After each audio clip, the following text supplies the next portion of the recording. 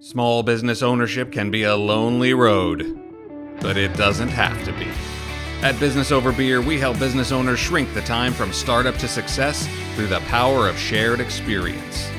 In this special Business Over Beer podcast series, small business owners tell the stories of the ups and downs of following their passion and help other business owners learn from their experiences.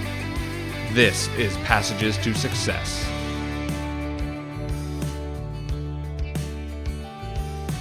Hello, everybody, and welcome to another episode of the second biggest podcast in the Pacific Northwest. That's right, folks. We are still on the heels of those pesky Sasquatch hunters, but, Kaylor, I know for a fact that this episode live will bring us to the apex. What did you say? Live! Oh, jeez.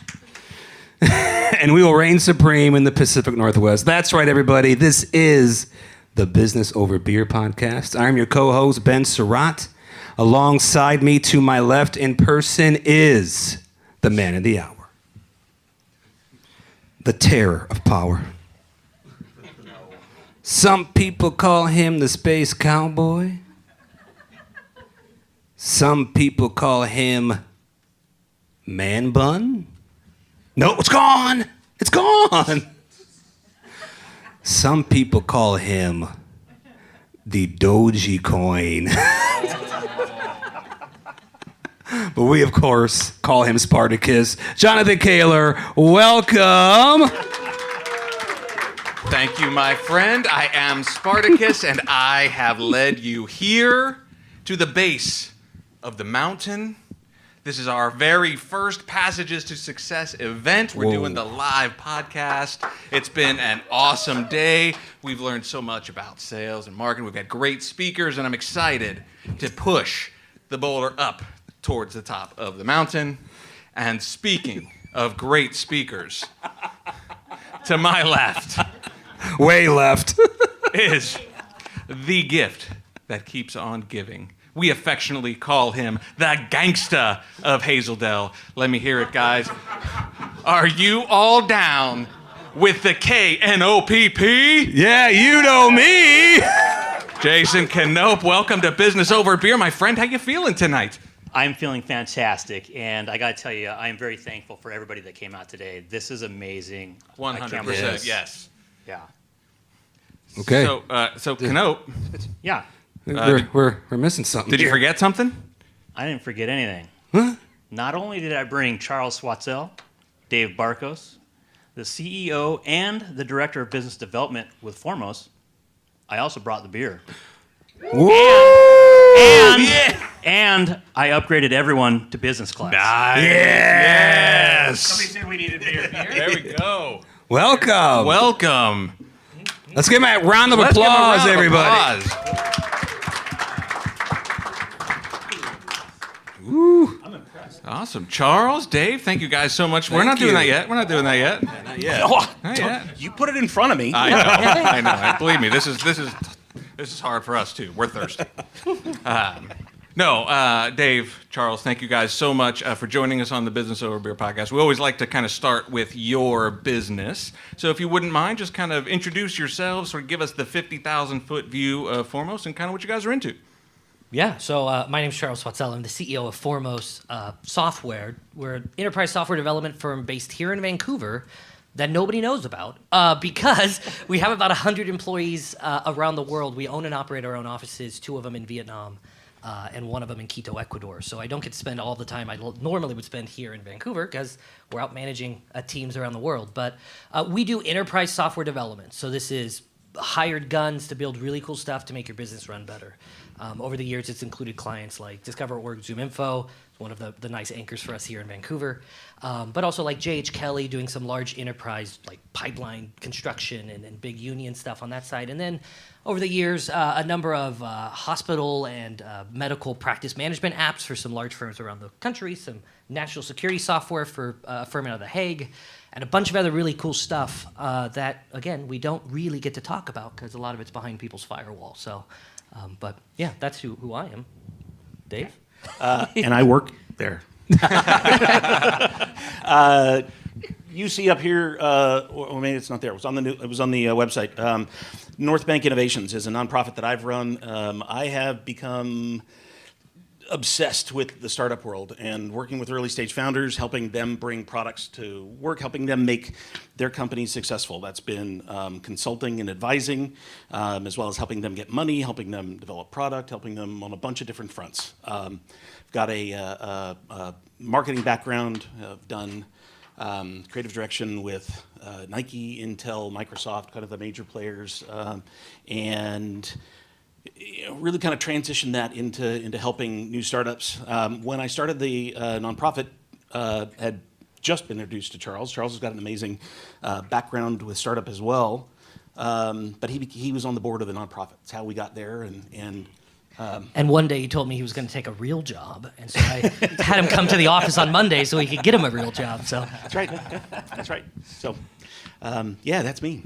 Well, excellent. Awesome. Well, this event has all been about client acquisition, sales, and marketing. I heard a rumor that you guys know a few things about sales and can talk about sales. We're at least making it up well. All right, excellent. Yeah. A true salesman. But, gentlemen, this is the Business Over a Beer podcast. This is the beer portion of the program. We ask all of our guests to bring a beer to share.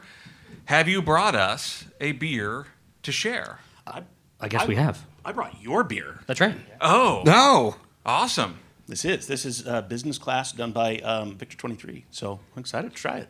Awesome. Got anything else to say, Canop? No, I mean, it's a delicious hazy pale. And Into the mic. it's a delicious hazy pale, and we helped brew this with Victor 23 in Vancouver, Washington. Did I mention he's a great speaker? And don't worry, you won't hear much from me. And we are excited. We would love for you guys to partake with us. There are business class hazy pales on the table for all of us to enjoy. Please feel free to do so. And the very special surprise, if you haven't figured it out in your T-shirt, is one to take home with you as well. So, Cheers, Dave. Cheers. Prost. Prost. Is it good? That's nice. It is good. let's do this all together. Prost. Prost.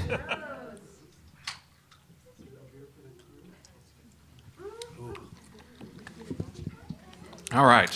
Charles and Dave, not big beer drinkers. What do you think? It's good. It is. I like it. My opinion means nothing, but it's good. Well, I made the mistake. I moved up to the Bay Area from the Bay Area, and I'm not a beer drinker. And I moved to the beer town, so I've learned to do it a little bit more often. But it's good. I like it. Good. What is your normal beverage of choice? Probably Scotch. Scotch. Yep. He's a professional. Gin and tonic. Yeah. Yeah. Nice. What gin do you like? What did you? The Aria gin, local Portland gin, was really good. Dave, we found ourselves at State Line Liquor together. Dave was buying a bottle of soju in like a 2-liter plastic tub. If you haven't been to Korea, don't drink that while you're there. She's like, oh boy, no. And Dave's a connoisseur, and he's like, you have to buy this gin, and it's the most expensive gin bottle on the shelf. And I pick it up, and I go to the cash register, and Dave has soju in a Pepsi bottle, and I'm like, what the heck, Dave? But it looks like a 7-Up bottle, and I just was walking by it. I'm like, I don't know what that is. I'm buying it. And so we took it back to the Formos office for our afternoon happy hour on Friday afternoon. And gave Dave crap for 2 hours. That's what we did. We did. Well, and I came by to see you guys before the holidays, and Dave insisted that I try the soju. Yeah, it was 10:30 in the morning. Oh, you had some? It was not. Yeah. I had a wee bit. And what'd you think? Delicious. Yeah, I think we cut it with Orange Crush or something. I think at the I feel about soju the way these guys feel about beer. So I can describe the taste. I can describe the taste too without any words. That's what it tastes like. There is no taste. There's nothing to it. It is completely inert. It's the strangest thing in the world. I won't buy it again, but it was fun. Ben, what do you think of the beer, my friend? I love it. How was it brewing this beer? What was that experience like? It was a blast, man. We were there all day. And all day with Knob. Yeah. Yeah, see. His sister knows. Yeah, she thinks she knows. Yeah, it was a blast, and I couldn't believe it. I thanked them so much. It was you get a new respect for the industry when you're there, and it was only Todd that day. Like it would have been just him that day, right? If we weren't there. That's what he said. And so, I mean, yeah, all the different things that the four of us were doing, and it was a heck of a lot of fun. But we're like, would you normally have help if we weren't here? It's like, no, I'd be doing all of this myself. So I was like, wow, you have a new appreciation for the process for sure. It's delicious. I want to know what Kimberly thinks. I really do enjoy it, and I appreciate it's only 5%. Nah. Maybe we still have to do some things after. I really love it. Thank you, Kimberly. You're awesome. Anybody else have any input? No? Okay, good. We'll get to the questions. So, guys, we are here with a bunch of entrepreneurs, small business owners, solopreneurs. Did I say that? No, whatever. You guys started in the same way. You were just smaller, right? And then you grew and grew and grew. What was your biggest sign that you had made it? Like when you knew, you were like, oof. Are we done? Yeah, I was Have like, we made when it? do you make it? When do you make it? The mountain's pretty tall, and when you get to the top, there's another little peak you gotta find. It's an interesting question. I started startups before. My last startup was a company called No App Fee. It's now called One App Guarantee, based out of Portland. I was dumb enough to think I had made it day one, right? I was like, this startup, we had a really good idea, and we had figured a way to streamline people finding housing. So it screened everybody at one spot, and you could know where you qualified before you went anywhere.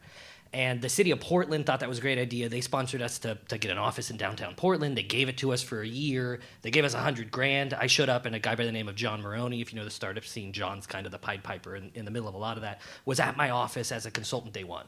And I walked in, and I was like, this is how Steve Jobs feels. Like, he has a team. He has an office. My office had a bridge in it. And I was like, this is Portland. Like, I'm here. And then very quickly realized how fast that money goes away and how fast your consultants are great and they're wonderful, but they're not really there to row in the boat with you. And so you just find yourself at 2 a.m.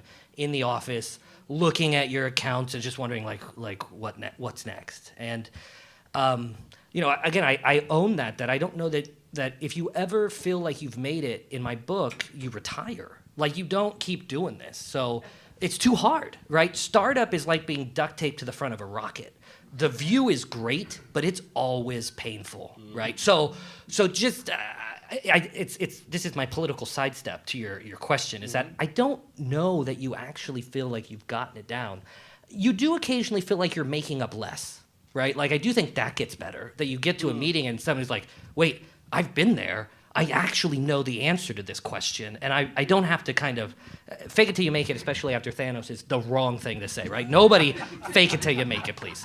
But it's just one of those things. It's the hustle, right? You lean in, and the day that you're too tired to lean in, hopefully you've made it to your yacht, because you should lean out.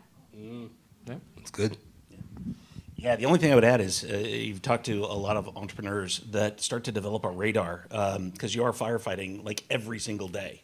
And you start to develop a radar. When you don't have those, it's like if you have kids, you'll notice, like, kids are kind of, bouncing around the house and making a ton of noise, and all of a sudden there's a silence.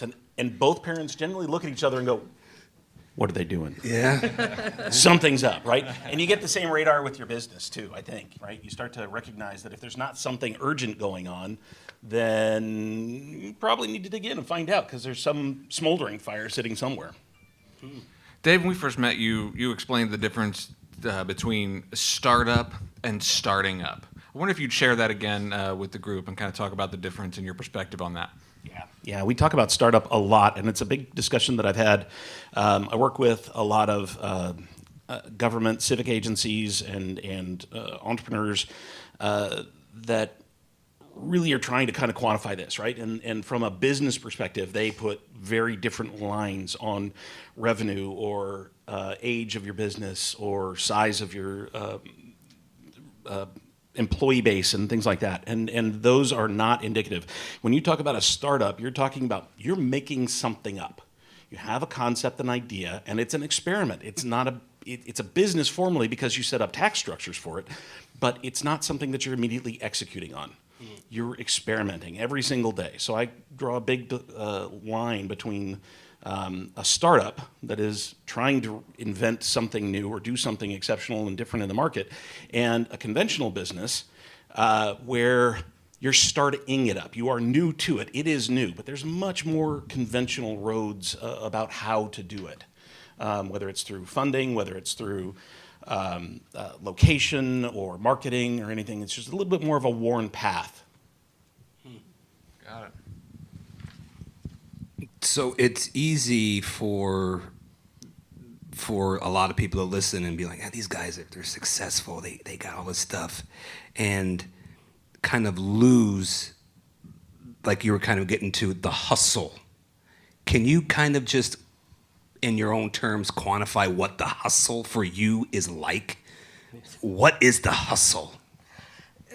Yeah, thanks for being so flattering about where I am in my life, because I wake up every day and look in the mirror and I'm like, crud, there's a lot to do and I got to get to it. But I think about it this way. COVID's done some crazy things for our business. Being the helm of a global company in the midst of a global pandemic, like I've made more decisions in the last 2 years that you go home and just can't sleep because you're worried about people's well-being. You're worried about their overall content and work, and you're also worried about a balance sheet, right? You do have to find that balance between all of it, and in the end, life wins, and people go home. And so we took a company of 100 people that were in an office. Everybody in the office. We work with engineers.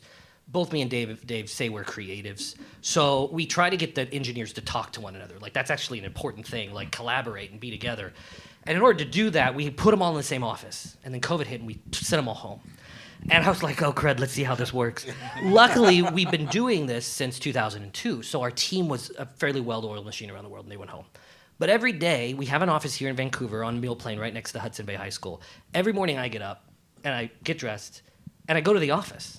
And I sit in the office by myself because I have a list that's 6 days long to do. And if I get sidetracked at home because the dog is cute or the kids want to do something or the pile of laundry is bigger than my bed, we've all been there, I'm there now, I can't hustle, right? For me, hustle is about discipline because everything in life tells me I should stop. I've knocked on that many doors. I used to train door-to-door salespeople at one point, so we can get to that. But, I've knocked on enough doors today, or I sent out 7 emails and I got 3 no's and I'm done, right? And if I'm sitting at home, it's really easy to go to my cabinet and pull out that Aria gin and say, it's 4-ish, I think I'm good, right? But 2. It's Dave, we're not allowed to talk about that in public. So for me, again, it's pretty basic. I mean, everybody's just like, you got to be out there and walk till your shoes fall off. And what we've learned from like the movies, what hustle is. For me, it's so boring.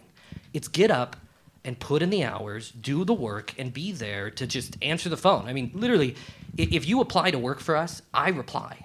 Like I'm still the guy manning that email, which is why you're like, you've gotten there. I'm like, gotten there. I need somebody to answer my employee emails. But it is really just making sure that you show up day after day after day, because this is the long game, right? We always think about startup that 12 months in, you're going to sell it to somebody who has a bunch of zeros behind their name, and they're going to give you some of those zeros. The reality is, when you sell that company, they're probably going to put you in golden handcuffs for 4 years. You're not going anywhere. So play the long game and show up and do the boring crud and just get through it. Man, that's awesome. The hustle is discipline. I love that. No, that's legit. That's a t-shirt. That's awesome. Hustle equals discipline. I love that. Copywritten. So you mentioned movies. I'd be remiss not to bring up the fact that you were a child actor to some degree, right? This is why the engineers in the company just stare at me. I say things that are like... We make noises about marketing and things that we do. It's like when you make a noise and your dog looks at you across the room, you go, and they go. It's kind of the way engineers look at us when we start. She's the former engineer over there is laughing, by the way, just for Ariel's the record. like, yeah, that's it. She's like, yep, I got that. I'm a mortgage officer now, so it's cool. They're getting used to us. I became the donut guy. I just started coming in with donuts, and they kind of slowly moved a little bit closer to me now. So, But I did have a question about that. So, what did you learn from that experience being a child actor that's helped you in your career as an entrepreneur? Yeah, how long do we have? We still got 40 minutes. Okay, You're good. I spent 13 years on stage, right, working for a professional regional theater down in California, and basically every kid in musicals from Sound of Music to Oklahoma to South Pacific, I was stuck on stage doing that. And so there's amazing, embarrassing photos of me floating around the internet that I've tried to get rid of, but they're still out there. And you can check the show notes for those later. Okay, yeah, thanks. I've got links. There may be a video that went kind of viral at the beginning of COVID of me and my family doing some stuff. But, I look at it, I go, I went to school to study musical theater originally, thinking I wanted to be a stage performer. I realized I was kind of talented, but not talented enough to not wait tables the rest of my life. So I pivoted and I bought a theater and I owned a theater. That was the first thing I did out of college. And then realized I don't want to work that hard in that way. Like, I was sleeping in my office every day. Luckily, I met my wife. She was my office manager and a performer. But it was just too much, right? It was everything. I also owned a coffee shop, a bar, a dinner theater, and a banquet facility all at the same time. And so it was just like, well, this is too much. So I sold that, and then I went back to school and got my business degree. So I got a business degree, and then I got my master's in organizational management. And I wish I could say, because I just finished paying off some of those loans, that I used the things I learned in business school nearly as much as I used the things I learned on stage as an actor for those 13 years. And it's pivotal. And as a CEO, you're kind of the chief sales officer in any organization. You're selling yourself, you're selling your company, you're selling your team. You're trying to make sure that Dave stays motivated. You're selling him every day to come into the office and to do his job. Right, Dave's fairly self-motivated. Drinking Lay off the That's right, soju. But the one nugget I take away as far as sales is something I learned really early, and I didn't realize what I was doing. Is there's a joke in the acting community about the actor stopping and saying, "Hey, but what's my motivation? Like why am I doing this?" And to break that down, when you see an actor open a door, if they're opening a door because they're getting home, or if they're opening the door because the house is on fire, or because they have to use the restroom, every single time they open that door, it's different. And they have to know what that motivation is. And so when I look at sales and trying to understand how to earn the right to close somebody or to sell something to them, I have to really be able to understand and analyze them as a human and understand what is this person's motivation. And most of the time, we get really good at burying our motivation, right? We don't come right out with it most of the time. And so you just get really good at exploring and asking these questions. And as an actor, that's what we call like a character study, where you sit there and you ask questions about, hey, this guy I'm playing on stage, what's his favorite animal? What did he eat for lunch? How many times did that girl break up with him before they got married? Like, all of those questions. And when I put that in a sales environment, I use it every day. If you're my friend and you're here in the room, I don't use it on you. But I use it every day. And it's kind of this, it's a Jedi mind trick, right? Once you really figure out how to do it and how to do it genuinely and honestly, you find out fascinating things about people. You make amazing relationships with people. And then you earn the right to sell them something. You earn the right to, it's not I'm selling you something you don't want, right? Every product you have, you've figured out your niche. You figured out, hey, this is why, this person needs what I have. And that reason is a 180 from the reason the last guy needed it. But it's because I understand your motivation and I understand how to fit your motivation with what product I'm selling. Right now I sell everything, right? Because we're custom software. You dream it, we'll build it. So that's the easiest I've ever had it. But I used to train all the people in cell phones for T-Mobile in Central California.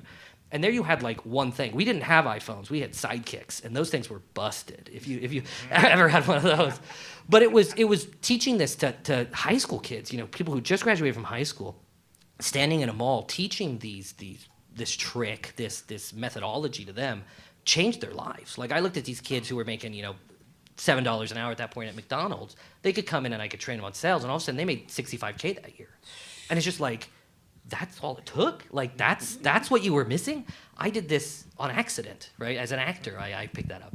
And also, there is no in theater, right? The show does always go on. If you saw Adele's latest post about her show in Vegas, it's the first time in show business I've ever seen somebody cancel a show because it wasn't ready. I mean, I've been on stage in my underwear because my costume wasn't ready. Like, the show goes on. And so when you apply that to sales and business, though, we're always hitting walls, right? We're always running into walls in business or in sales. And in theater, that happens too, right? In live performing, that happens. But it's not a, oh crap, I ran into that wall, let me turn back and lick my wounds. It's, I gotta keep running forward. I mean, I've been on stage with a gun, pointing it not at somebody, next to somebody. Pulled the trigger though, and the whole climax of the show is based on the fact that I killed that person, and the gun doesn't go off. And I'm sitting here thinking in my head in front of 1,000 people, do I yell bang or do I throw this gun at somebody? Luckily, the guy behind me thought to drop a book really fast and loud and made a huge bang, and I just reacted like it was what was supposed to happen. That's why you surround yourself with good people. But in business, especially in startup and running your own business, it's so easy to hit that wall, to turn back around and to just say, okay, that wasn't for me, right? I was, I'm in mortgages. I tried to do that for 6 months. It wasn't okay. Now I'm going to go back and do something else. Or I was doing this. In theater, you don't get that, right? It's always forward, always up. And so you just learn a new way to think of things, and it makes you crazy resilient when you get to business. Well, thanks for joining us on the podcast. Can I see you later, Can everybody? I tell you what it's like to work with him? I would love to know what it's like to work after hearing that, though. But seriously, what is it like then to be on the other side of that? He's a wallflower, and I'm always trying to pull him out of his shell. Yeah, I can tell. Yeah. Yeah, a man of few words. This is why I've asked Dave, stop inviting me to sales meetings, because I'm like, Dave, you're really good, but if you give me a moment, just 1 second, I'm just going to run. That's why I asked Jonathan to pack a lunch for him today. Can I Long tell- story. We'll get back into that. I wanted to answer that question in a little bit of a different way, because I think it's a huge value, right? But I want to talk about that perception that we also always think that actors are extroverts and that they're the most dynamic one in the room and all that kind of stuff. So I want to talk about a comment that people have made for me. In 2017, 14 to 17, it's kind of this transition from me being a creative director into being this startup guy. I was part of the startup community. I was hosting this meetup every single day, every single week. I was having a new founder that would come in and talk about their business. And I was not used to being on stage. I'm an introvert by nature. And I've just been conditioned because my goal was more important than my discomfort to being out in front, right? And so I think I've talked to more people that think you need to be the Elizabeth Holmes, you need to be a Steve Jobs. We take these iconic figures and we think we need to be that person, and we don't. We just don't, right? You are and have the best right answers for what you're trying to do because you have the most experience. You're spending all day in your head thinking about these things, and sometimes that can turn into a knot, but it's not about introvert, extrovert, and being about the emotional leader that's out there being dynamic and building like an actor would be. So, different spin, but. So could you define for us, Dave, business development? We've had that question on the show before, and it's this sort of mysterious term in my mind, right? It's sales, right? But it's really not. So, I'd like to get your take on, what is business development, and can a small business owner, can a solopreneur utilize the idea of business development to help their business grow? It's a great question. I'm going to answer it before he does. That's why I addressed it to you, Director of Business Development. I think he's stepping on my mic cord at the moment. The way I look at it, sales is about finding people that are buying the product that you're selling and finding a way to make that marriage happen, right? That's a direct, I'm looking for somebody doing something and I'm filling that need. I'm helping them do what they do. Business development gets to color way outside of the lines, right? I have conversations with Charles. I say it all the time. He gives me enough rope to hang myself because I come in and I'm like, somebody said they wanted to buy the company. And Charles goes, sit down, let's talk. I'm like, okay. Talking to somebody else who, we do a phenomenal job on the development side when a company comes to us with specifications, really understands what they want to build, and we can ask a couple clarifying questions and really help shape and form that, right? And we can execute just amazingly, right? No software company I know can say we haven't been late or over budget on a job in over 10 years. I don't say it because we do a really good job, exactly, defining that. But we also know that the market is changing. A lot of people that I'm talking to and what we're finding from these new businesses is they get these fuzzy ideas that need shaping. And how do we help them there, right? That's a product line expansion, right? That's looking at how do we, reach further into the development cycle to help somebody really figure out what they need. So we have a lot of conversations about that. Talk to, maybe there's companies that are doing things that we want to augment, right? And what does mergers and acquisitions look like? Are we going to buy companies? So it's really looking at all those elements of growth and pulling them together and saying what fits for what we're trying to accomplish. Yeah, we get a lot of really well thought out engineered plans. If you've ever seen these, they normally have 4 stacks of Excel sheets and some wireframes and some pictures, and they come to say, hey, build this. And we're like, great.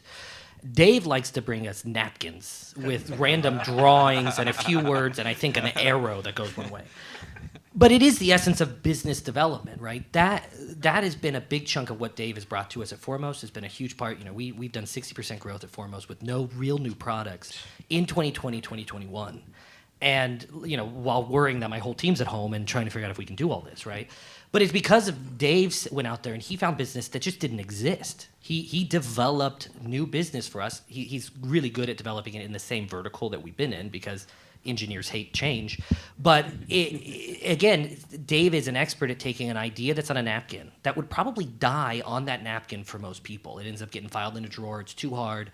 It's too much money. It's all of this stuff. And Dave is this nurturer that sits down with you as a company and says, hey, it's a good idea, but that's all it is. Now, here's the 1,000 points that you're missing that's between good idea and market.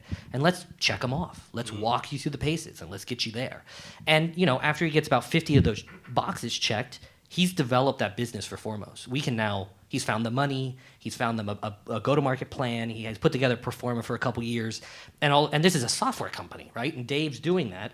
And now, this person who had zero money in a napkin now has $200,000 and a napkin and a plan. And we're able to build that and execute that. And so it is so much more than sales. So is that where the startup development phases kind of comes into play? Is that kind of what you guys are referring? So I was on the North Bank Innovation site and I saw the startup development phases, this formation, validation, growth sort of framework that you have there. And I'm wondering, for a starting out business owner or for somebody who's doing a side hustle, is that a framework that we could use to start to flush out whether or not we really do have some basis of starting a business with an idea that I've got? I think you make a great distinction, and I say it all the time, that it's an idea without a business. Businesses are not, ideas are not businesses, right? And here's one of the things that, this goes way back to the E-Myth, right? The E-Myth talks about whether you're technicians or managers, and everybody can come up with an idea for a business, but generally what happens is we're operators inside of something. We're doing something in our job, and we see a need, right? So we've got all this deep expertise that lets us see that something could happen better, right? And so you get this problem and the solution, right? It doesn't grow until you start to commit time to it. You start to commit energy to it. You start to commit money to it, right? And then what you have to do is you have to prove that in the world, right? A business is not a business if it doesn't make money. It's a nonprofit. And you're going to go through a totally different, please, I say this all the time, don't hear what I'm not saying, that it's not a slam at all for a nonprofit. It just means it is a completely different business structure that needs a different revenue model. Mm-hmm. But until it's validated in the market, you don't have a business. And the problem that I find with so many entrepreneurs is they get stuck in this product mindset. I'm going to tell you about why this beer is the best thing in the world. Woohoo, right? Yeah. I'm going to come back to it, right? And what any successful business realizes is it goes beyond that, right? To dip back into some of the marketing stuff that you were talking about today, right? The brand, the promise of what the company is doing becomes why we continue to go back and back and back and back and back, right? Because if this was the beer that I was making, I would sit there and I would say, this is great. It's a hazy IPA and tastes great for this, and it has, farm to brewing or whatever. It has all of those things for it. And I'll tell you all the technical things, right? But too many founders get stuck in that, and they don't realize that the world really doesn't care about it as much as you do, right? And you have to find out what they do. So that's the validation stage, is when you prove out that there's people that will buy what you're doing, and for their reasons, not for your reasons. And then the next stage is actually scaling. Once you got a hold of something, then you're talking about putting gas on a fire. That's where people go for investment. On the startup stage, we see this all the time. Too many companies or startups go for investment with an idea and think that investors are going to pay them to develop that idea. I've seen it happen twice in the last couple of years. Yeah, and they're lucky. I mean, I always put it this way, a guy dancing in the middle of a field looks like an idiot. You get 2 people dancing with them, and all of a sudden they look a lot less dumb. And then you put 5 people there, and it's a party. And that's how I look at investment. If you can't get some traction under your idea before you go out there and start asking people to give them money, you look like the guy dancing in the field by themselves that nobody else has been converted to do what you're doing. And so, yeah. Yeah. So my mom created Passages to Success to help students who were kind of on the path alone, and bring them in and show them that they're not only alone, but the problems that they have, other people have too. And that's why we developed this. As people know, entrepreneurs know, small business owners know, it's a lonely road sometimes, and you feel like you're the only one to have these problems. When I was reading your bio that you sent us, there was one common theme, and it was, I think, Dave, you said something like I did everything alone, by myself. I had no help from anybody. And that hit like me. I'm like, whoa, that's huge. That is huge. So how do you overcome that loneliness? Is it through community? And how important is that community that you've built? I think that was more a statement of the fact that you travel every road alone. Not to be, deep and philosophical as well, but That was deep. Your individual experience is completely different than mine. So the people that I've had that have been able to help me, I've still had those internal struggles. We talked. I can't remember if it was Lacey or Nathan that was talking about getting up every morning and kind of that motivation. But that is an internal struggle, right? Every single time you go through it, you have to drive yourself. You have to continue to support yourself, and that happens alone for all the reasons that you pick. And you can learn from amazing people in your journey, and I think I take the viewpoint that I can learn from absolutely everybody, right? Left, right, young, old, smart, dumb, jerk, whatever, right? I mean, there's something to learn from everybody in the process. It may be things not to do, but yeah, I self-censor because Why we have. are you looking at me, Ben? When he said jerk, why'd you look at me? But yeah, I think it was more a comment of that is a personal journey, and I think everybody that I have advised and coach, I would talk about what are you doing as a self-improvement program.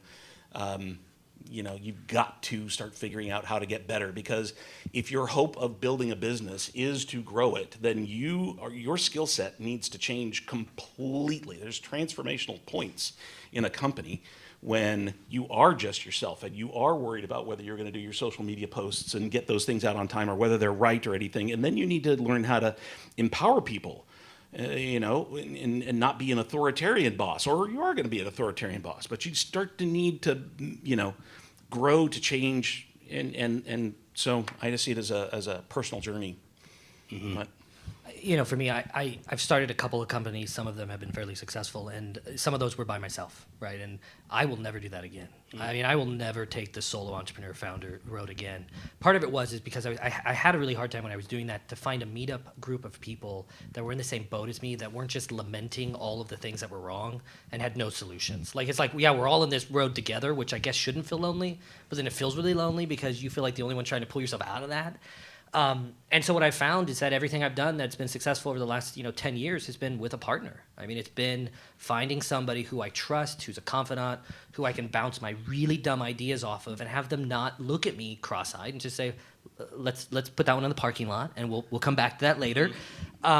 But that being said, I've also been really good about surrounding myself with people who are free to tell me I'm an idiot. I mean, Dave does it on a daily basis where he's like, Charles, I mean, seriously, I haven't upgraded. My Mac needs to upgrade. Anybody who's a Mac user, that trial of it, and I need to download some new Word stuff. And Dave just every day is like, Charles, it's $10. Just do it. Just take care of it and upgrade your software. I don't do it because of $10. I do it because I just don't have time to brick my Mac for half a day. But it is about that. Once you get over that solo entrepreneur piece and you have somebody willing to dance with you, hold on to that person, right? You start to create this team. It's also from an investment standpoint. If you're building a startup and you want to invest in something and you come to me and you talk to me about that investment and it's one dude with a garage full of tools and stuff, I'm just like, no. And there's a lot of financial reasons in the investment world why that's not a good idea. But part of it is nobody's there to listen to you and to tell you don't turn left, turn right. And so there's so much more risk in that business because you are actually by yourself. There's this feeling of I'm isolated. It's not just a feeling. It's a reality. You put your head down, you crank really hard, you're all by yourself on that island, and you're going to make some dumb decisions because nobody's there to check that. And no matter where you get in your career, that never goes away. I mean, it never becomes important. I'm gonna throw a shout out. One of the books I'm reading right now is called Think Again by Adam Grant. One of the concepts he puts in it, basic premise of the book for the highlight is how do we change our minds? How do we change other people's minds? How do we really understand? And in these polarized times, pretty interesting read if you're into that. But one of the concepts that he talks about is a challenge group, and it is somebody that has the right to call you a moron if you're stepping outside of lines, right? And honesty without love is brutality, and just because you tell somebody the truth does not mean you're doing your job, right? There's a lot of compassion and empathy. I've got incredible respect for Charles and what he does and everything, so it gives us the kind of flexibility to do that. But that is important to have people that you could do that with. You have to be willing to ask for help, though. Right? You have to ask for help. I don't let him ask. I just have it written on my face. I just joined Zoom meetings with Dave, and Dave's like, what do you need? Dave, one of the keys to your success that you mentioned to us was tenacity. I mean, that's a word I've always liked. I mean, it's a meaty word. But can you give us an example of how you demonstrate tenacity in your work and how you've used that to be successful in what you do? No. Okay, Ben. Moving on. That was not a very tenacious answer. No, it's a great point. I'll tell you what was really interesting. We talk about my career, right? That has gone from, doing Olympic campaigns and for Nike and things for massive product launches for Intel and things like that. And I just really wanted to start teaching people about branding. And then I ended up falling in love with startups. And so I kind of became this community organizer. And then I became a consultant, starting to talk to people about, kind of business formation and everything else. And then literally when I had lunch with Charles, and this is a year ago, he talked about coming on to do sales and business development with Formos. And I'm like, oh, that's a career change. And I think you get faced with two things, right? I know and love Formos, right? I have no challenge there. Great working with Charles and things like that. But it was a real commitment for myself to change everything that I knew and the ways that I did things. And so you got two choices. And I think what I did is kind of chose to attack it, learn about it as a structure, learn about, taking my marketing approach, but really kind of shining that sales light on it. And we talk about it all the time, right? And Charles has every right to just go, you're a moron. Stop that. Don't do that. So, I think every day right now certainly is me kind of refining my craft to be better at sales and on top of all the, COVID things that everybody's dealing with too. So. Well, and as an introvert, you said that you're an introvert. I'm also an introvert, and I've struggled with aspects of sales. How do you kind of navigate that through the course of your daily life to try to get better, and how do you overcome some of your own natural instincts to put yourself out there on the sales side? Yeah. I think the quick answer is I've been doing it long enough, right? Since 2014, I have been hosting events. I have been facilitating panels. I have been reaching out to people in ways that I wouldn't have because I was committed to building community around startups, right? So I don't think about who I was or the way that I used to act, and I don't think about being an introvert. One of the things that I do notice all the time, if you look at Myers-Briggs and the INTP, ENTJ, all that kind of stuff, right? That first introvert, extrovert doesn't say that's who you are. It gives you a guidance that says that's how you recharge. There are people that get on stage and they love it. They come off and they're amped and they want to go run a marathon. I come off and I'm like, oh, okay. I need some downtime. I need to go detox. I need to, So I think, like I said, I think I've been doing it long enough that I don't think I notice it the same way, but I do notice whether I'm actually kind of, pulling back and spending some time for myself. I love that answer. I'd never heard that take exactly that way before, because I'm that way. Once I get done with this, I'm going to want to go home and just like lock myself in a room and take a nap, because so I like that framing of it's not about who you are or about the way you interact with the world. It's about how you recharge and kind of what you need to fill your bucket. That's a really great take. You'll find that if you've ever done trade shows.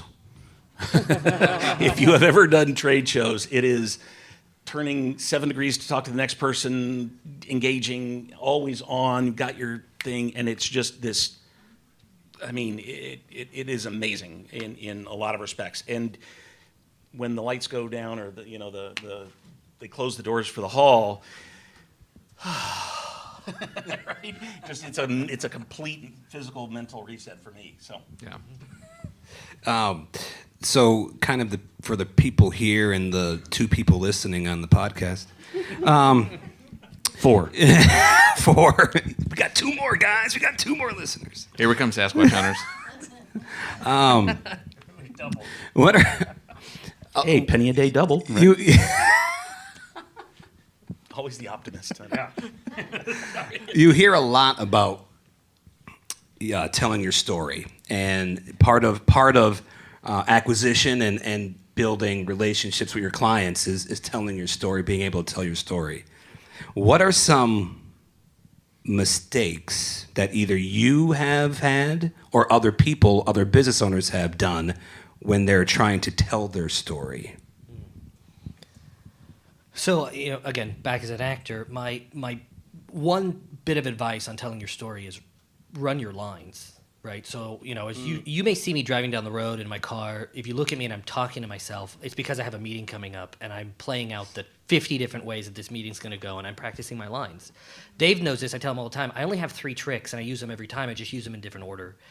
But it is the idea of that you have to become an expert at your story, right? You have to understand, and you have to tell your story over and over and over again, because as you watch people, you'll read that, oh, this resonated. Oh, this didn't. Oh, move faster through this piece. Oh, I spent 2 hours telling them who I was, and I didn't have time to close the deal. Like, you just figure out how to practice this story, making it feel right and genuine, because you've done it so much you don't have to think about it. But also making sure that you've honed this thing, right? Everybody has a different childhood. Everybody maybe has, hopefully has great parents and these great stories, but most people aren't interested in 90% of that. So pick out the little nuggets that actually help move you along, and then curate that. This is a sales summit, right? Curate that to make sure that it helps you leverage your end goal in the end of what you're trying to do. I'm gonna open the book, and I was talking to Charles about it. This is the kind of conversation we have at work all the time. My background, I don't talk about. I think it's been fun, but I was never I know some of the top creative directors agencies. I've worked with some of them, and I'm like, okay. Like certain agencies that you could not pay me to walk back in the door from, and these are people that I know, people that are flying in from London to take jobs with these agencies, right? And I don't talk about that. It's just something that I did, some of the clients that I've done, some of the work that I've done. Charles goes, so I know some of this stuff, write it on the board. Puts a whiteboard in my office, and he comes back at the end of the day, and I've filled it up with clients and projects and things that I've done. And he just kind of looks in and just goes, what are you kidding me?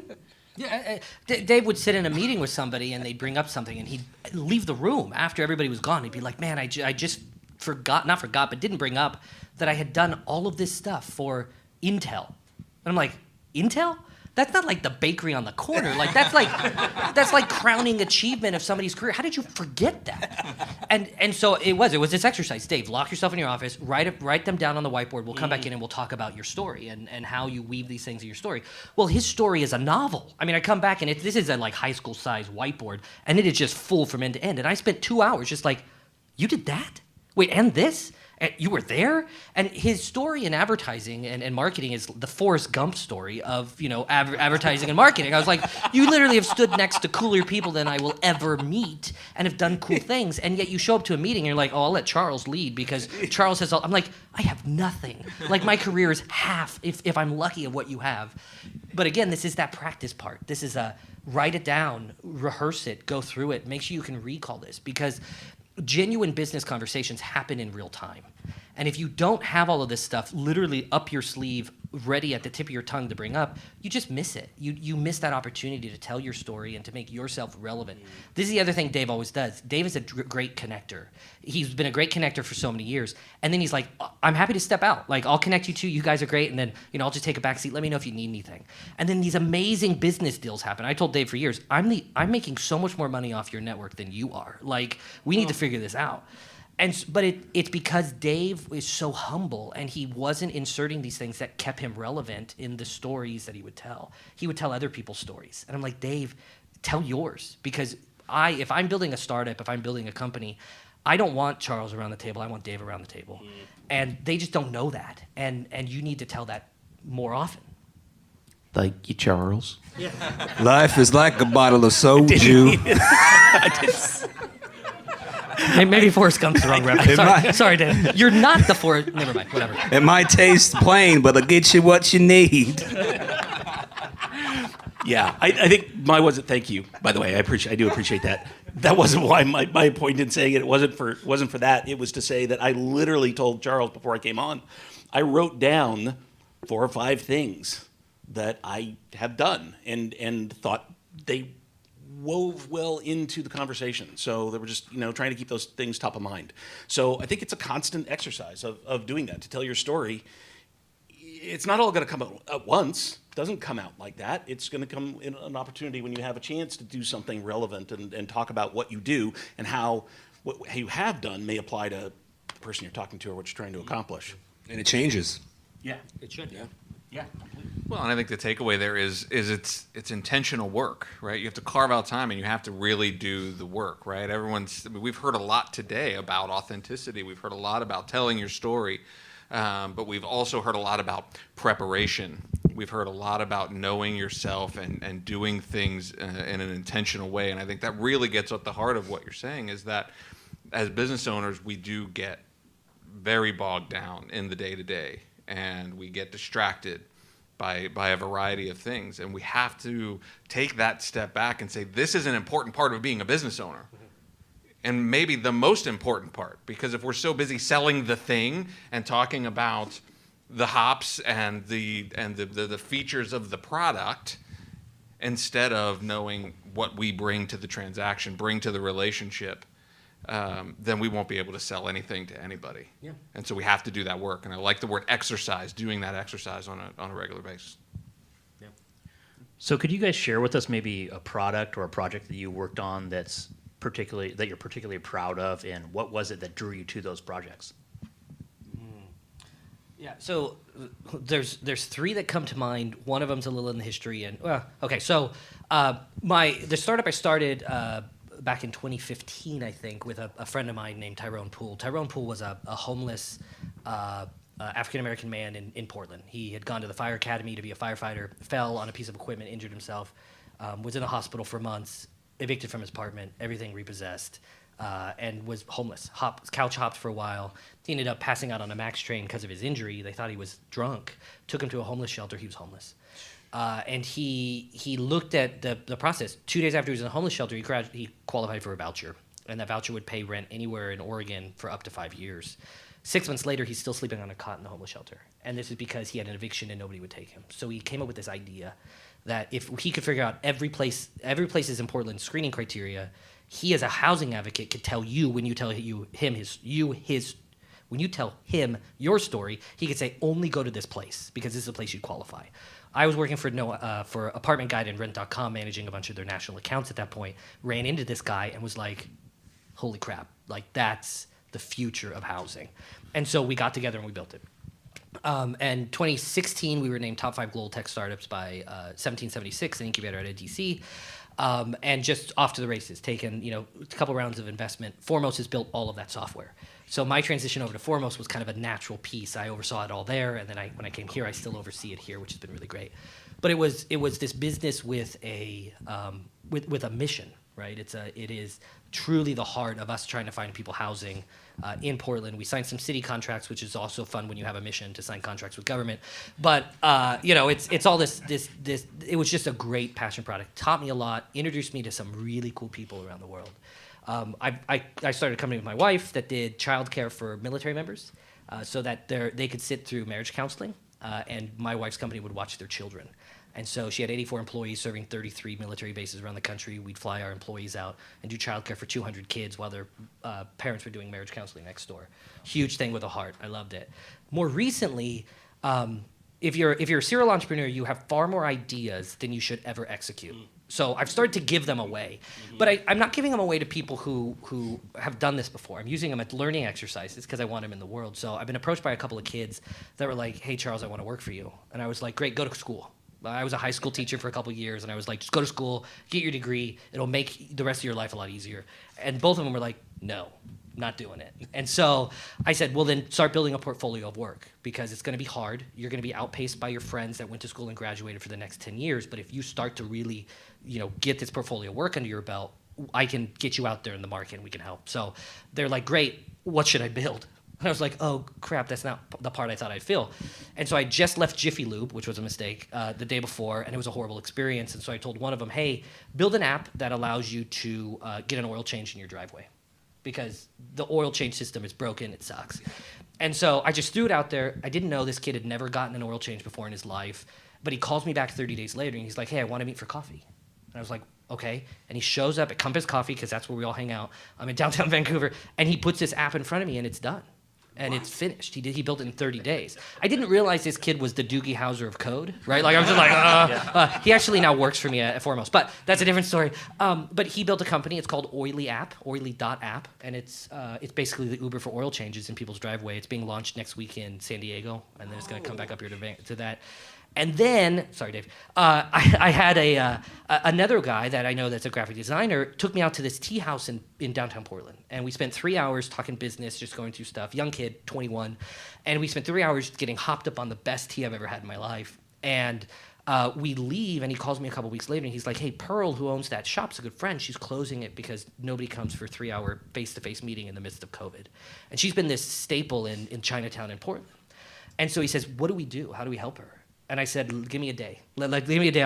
We'll meet tomorrow. Let's brainstorm. I'll get some stuff together." And so we came up with the idea to do a tea subscription. So because she's an importer of tea, she's built her whole life building this whole surplus of teas. And so what they now have, it's a company called teatime.club. It's a new product. It's launching this week, actually. And what we do is it's basically a global tour around the world of teas. So every month you pay $20 or something, and you get 3 teas from some new culture delivered to your house, and you can try it. But for me, it was taking a really sad COVID story and turning that into a way to both support this woman who's dedicated her life to curating an amazing selection of teas, but also this kid who's a graphic designer and amazingly gifted. I'm like, "Let's just put the two of you together." He's like a TikTok wizard, and I was like, "Just put this on TikTok and let's see what happens." So, but I built a business plan for him, for this young guy, where I'm like, if we can get to 4,000 subscriptions, this will be the thing you do for the rest of your life. 4,000 guys sign up teatime.club. 4,000 subscriptions is a mistake for most of these subscription companies. It's a rounding error. So It's cool. I'm passionate. It's current for what I'm doing now. So That's awesome. Yeah. It's funny. I kind of took a little bit of a different take in the story of men walking down the beach, and there's thousands of starfish on the beach that have all washed up, and he's sitting there and he grabs one and he's throwing it out, and somebody comes up to him and there's thousands and thousands of these things, and they say, you're wasting your time. And he's got one starfish in his hand. He goes, not to this one. yeah. And so I think when I look at community building, I look at it as, not just the success stories, but the idea that what I fell in love with about startups is the fact that you're fostering this fuel inside of people that want to create and be better and do stuff. And I think from a community perspective, I have loved doing that. I'm passionate about doing that. And that is hugely satisfying. And in the process, yes, companies come to town, RealWare comes to town, and I'm doing an open coffee, and I say, you're a real deal, you need to meet somebody, and I call up a investor, and we get together for coffee, and 2 weeks later, they've got a $10 million round that's, planted them to skyrocket, and that's given them a second round of 80 million, and they're dealing with BMW and everything else. So RealWare is a huge success. I ran a startup accelerator in 2017, had 5 companies, and really wanted to just kind of do it as a test. I didn't take any equity in the companies. They didn't pay for it. It was just an experiment of my network and who I could get together and what we could do for these guys. And one of the guys that was in there was Michael Pan's Mushroom Jerky. I don't know if you guys know about this. He's been on the Business Over Beer podcast. And Check it's it out. really good stuff. He's been on the Business Over Beer podcast. Has he really? He really has. That's awesome. That's awesome.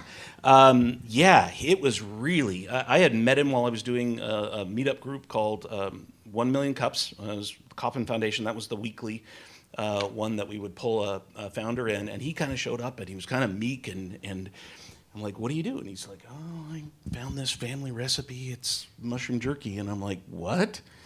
And I tasted it, and it was like, Yeah. "Oh no, this is the real deal." Yeah. Oh, yeah. It really is. It's not what anybody thinks, even if you don't like mushrooms. You a convert? I don't like mushrooms. It was delicious. He tore that. Amazing. He Yeah. tore I threw them it down. Yeah. up. Yeah, it really is. Anyway, so he comes through the accelerator, really help him with some go-to-market plans, and he's just a grinder. He's scrappy. You talk about that tenacity. He's amazing that way. He really is. But he had some of these business challenges that everybody does, and the food industry is really interesting because as you get deeper into distribution, the shelf is, the stair is not the same distance. It's 2 feet higher, right? You really have to do some big gaps, and those require different fundings and different everything. Advised him, worked with him to bring the recipe over, start doing manufacturing over here. He didn't get the machinery to do it, was very complicated. I helped him find an engineer. He engineered the new thing. I'm a graphic designer. I redesigned his packaging. We did a bunch of trade show work with him and everything else. And so that's certainly not responsible for his success. He is an amazing guy that has just been grinding with a great product. But it's just one of those really cool things to have been a part of. And last year he gets on Shark Tank and gets a deal with Mark Yeah, Cuban, it was unbelievable. right? And now he's available in Kroger, so he's been able to take those bigger steps that companies do. So it's a lesson about tenacity, and great to be fun with. I Yep. text him every once in a while when I see a new story that he does, and it's fun.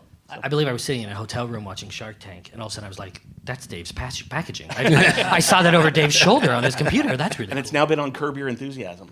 Oh, that's right. That's right. That's right. Well, gentlemen, amazing stories, amazing experience.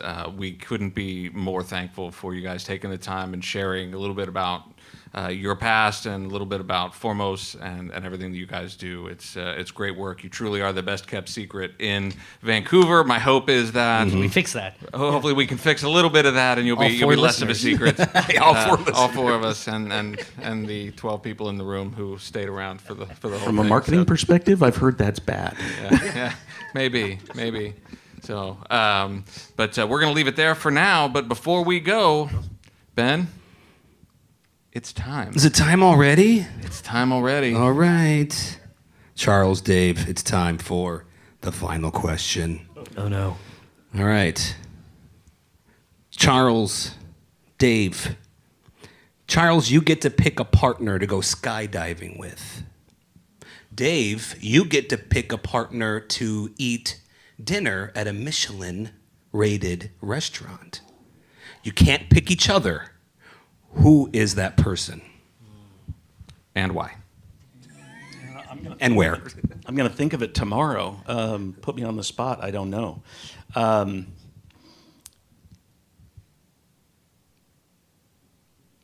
Probably Elon Musk. He has Right. a lot to say. He does. He's a lot to say, but I just like that he's taken a core idea. He's as quirky as hell. Kind of damn the torpedoes, full speed ahead. But he's taken some context, some concepts, and been true to them and executed in the face of what people told him he couldn't do. And I think that's an amazing story. I as a human, I don't know. I'd like to find out more. But yeah, probably him. Awesome. So Dave, don't let Sheila listen to this because my answer is probably my wife. Right? I mean, that's That's the correct it answer. is the correct answer, and it's safe. But It's a safe answer, yes. Wait, Sheila. No, it should have been. Sheila. Wait, damn it. Hey, it's okay. I'll fix it in post. Yeah, thanks. Part of it is that the reason we get up and we do all of this should be for a much larger purpose, right? Everything, whether this is business or whatever it is we do in our lives. I would not work nearly as hard as I do if I was doing it just for myself. And my wife we have a big family. We've gone through a lot together. And just on the other side of it, she is the only person I want to experience really new things with. I've never been skydiving, so it's a pretty easy answer to say, hey, how much do I have to pay you to get in an airplane with me? But let's go. Let's do this thing. Awesome. Well, guys, thanks again for joining us. If people want to find out more about Formos and about North Bank Innovations, where would you like people to go? Probably the website, formos.com. Dave's cell phone number. I'm just kidding. Honestly, guys, Formos.com, there's a contact us. I read every one of those contacts because still that's where we are. But, reach out to us that way.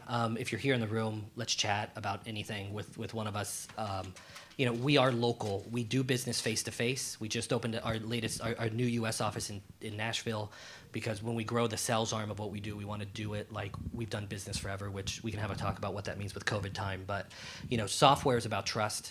Everybody in the business says the same thing. They're going to build great software. They're going to do it on time and on budget. And they're the worst. I mean, they just don't follow through on any of that. And so when we build something, I know every one of our clients. Dave knows every one of our clients. There's a neck to ring. And so this is all about making connections. It's all about doing business the way that we think business should be done, with a heart and with a face and with some real integrity. And so find us. We're here in the community. We're involved, but we have a little office. If we're there, knock. We'll answer sometimes. We're going to start doing open coffees there, by the way. That's a good use of the office. We bought a building right before COVID, which is a great idea, I guess. But There's no sign in front of the building, and if you miss the turn, you got to go around a whole bunch of blocks. So that's my advice to you. If you go visit them, don't miss the turn. We'll have some soju. I was going to say, yeah, and enjoy some soju. northbankinnovations.org. There's some resources about what we do as an organization. I will tell you, quite honestly, we pulled up a lot of stakes from the in-person events that we were doing because of COVID. I didn't see a value like a lot of the other groups did to start doing online events. Because for me, it's not just about the content that we present, it's about the fellowship, it's about the connections and things that we meet when we meet you guys face to face. So that being said, the crew of what North Bank is still talking behind the scenes. We're talking about a new event that's coming up this summer and is not dead. One of the other things we do is there's a meetup group called Vantechy. So if you look for, go to meetup.com, you can look at Vantechy or both North Bank Innovations.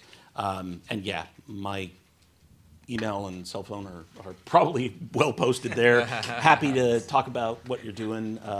Grab a coffee or jump on a quick Zoom, something like that. Talk about the ideas that you guys are building, because truthfully, that's what energizes me, right? The really cool thing is the idea that energizes me is great, and I've always been able to empower and help people bring products to market, and now Formos gives me a chance to do it there as well. So if it's technical, there's a different path that hasn't been there before. So.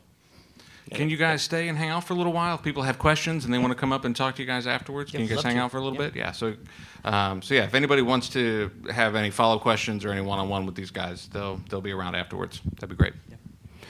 Hey, Canope, Yeah.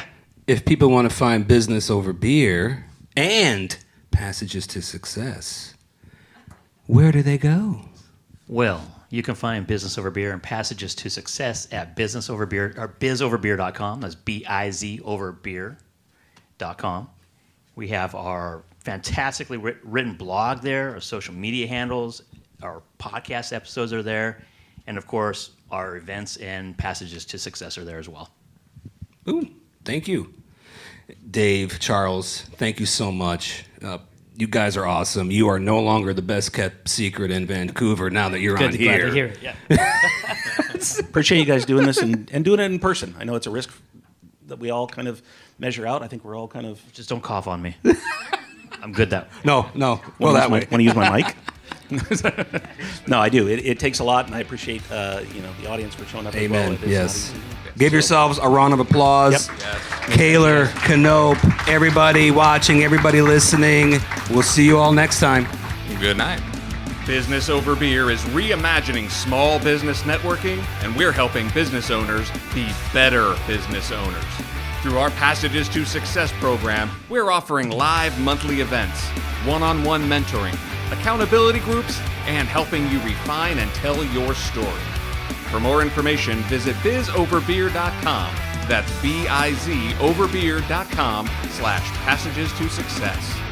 Business Over Beer reminds you to always drink responsibly. Thanks for listening, and we'll see you next time on Business Over Beer, a TH3 Entertainment production.